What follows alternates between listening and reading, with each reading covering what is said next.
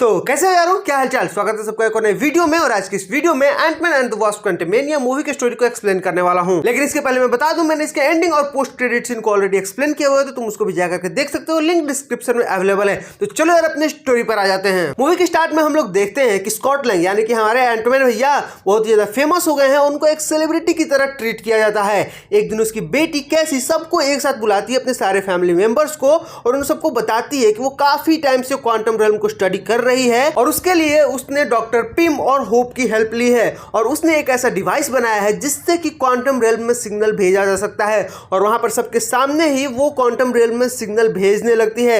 लेकिन ये सब देख करके जेनेट बहुत ज्यादा घबरा जाती है और उसको मशीन बंद करने के लिए बोलती है। और जब वो लोग सवाल पूछने लगते हैं तो वो खुद से जाकर के उस मशीन को बंद कर देती है। इसके बाद सब लोग पूछने लगते हैं कि भाई ऐसा क्या हो गया, क्यों तुम बंद कर रही हो, क्या रीजन है। तो वो बोलती है कि क्वांटम रियल्म बहुत ज्यादा डेंजरस है, बहुत ज्यादा रिस्की है, वहां पे मैं बहुत सालों तक रही हूं, तो तुमको उसके बारे में ज्यादा जानने की जरूरत नहीं है, तुम लोग इससे दूर रहो। लेकिन इसके पहले ही कि और कुछ डिस्कशन हो, वो जो डिवाइस वहां पर रहता है उसके अंदर से अजीब से एक लाइट टाइप का आने लगता है और अपने आसपास की सारी चीजों को अपनी तरफ खींच लेता है। तो वहां पर जो कुछ भी फर्नीचर वगैरह रहते हैं, साथ ही साथ ये पांचों भी जो रहते हैं सारे फैमिली मेंबर्स, वो सब भी उसके अंदर ही चले जाते हैं। अंदर जाकर के ये सब दो अलग अलग हिस्सों में बट जाते हैं। एक जगह पर डॉक्टर पिम, जेनेट और होप रहती है और दूसरे जगह पर स्कॉट लैंग और उसकी बेटी कैसी रहती है। कुछ लोग आते हैं और कैसी और स्कॉट लैंग को पकड़ लेते हैं। थोड़ी देर बाद उन लोगों को पता चलता है कि ये लोग दुश्मन नहीं है, लेकिन खुद बहुत ज्यादा डरे हुए हैं, क्योंकि ऊपरी दुनिया का कोई एक आदमी है जो कि बहुत ज्यादा पावरफुल है और वो इन लोगों को पाने के लिए सबको मार भी सकता है।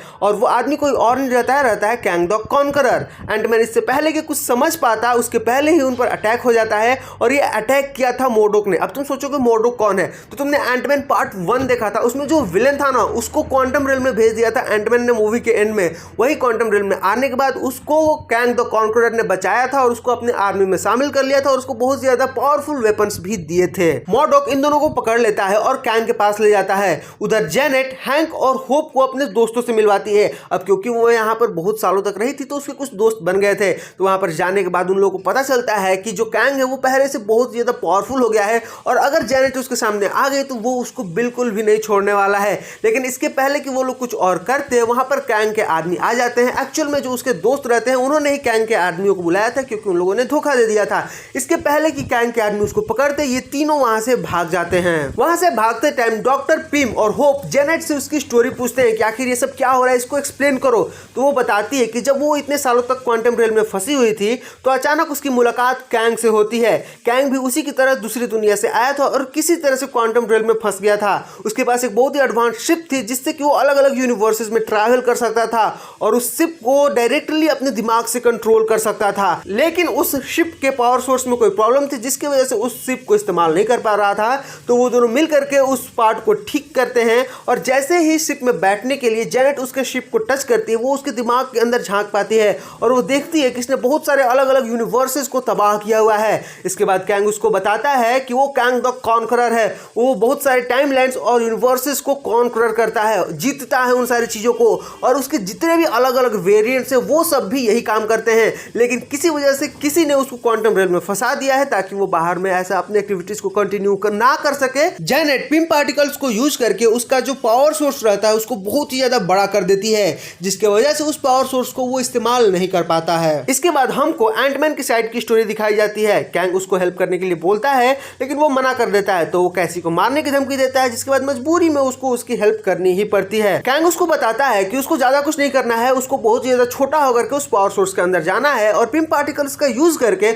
उस पावर सोर्स को वापस से छोटा कर देना है। जब एंटमैन अंदर जाता है तो उसको अपनी बहुत सारी अलग अलग पॉसिबिलिटीज दिखाई देती हैं। बेसिकली उसके बॉडी से बहुत सारे अलग अलग एंटमैन निकलने लगते हैं और वो सब मिल करके उसकी हेल्प करते हैं। तभी वहां पर जेनेट आ जाती है और वो भी उसकी हेल्प करती है, जिसके बाद पिम पार्टिकल का यूज करके उस पावर सोर्स को वापस शेप में ला देते हैं, छोटा कर देते हैं। तभी वहां पर कैंग आ जाता है और वो उस पावर सोर्स को मांगने लगता है। लेकिन एंटमैन बोलता है कि पहले कैसी को छोड़ो तभी मैं ये पावर सोर्स तुमको दूंगा। लेकिन वो नहीं मानता है और मोडोक को उसके पीछे भेज देता है ताकि वो उस पावर सोर्स को छीन करके वापस ला सके। तभी वहां पर डॉक्टर पिम आ जाते हैं और वो बताते हैं कि उन पांचों के साथ साथ डॉक्टर पिम की चीटियां भी क्वांटम रियल्म में आ गई थी। और क्योंकि सबके लिए टाइम अलग अलग चलता है क्वांटम रियल्म में, तो वो पहले से बहुत ज्यादा बड़ी, बहुत ज्यादा एडवांस और बहुत ज्यादा स्मार्ट हो गई हैं।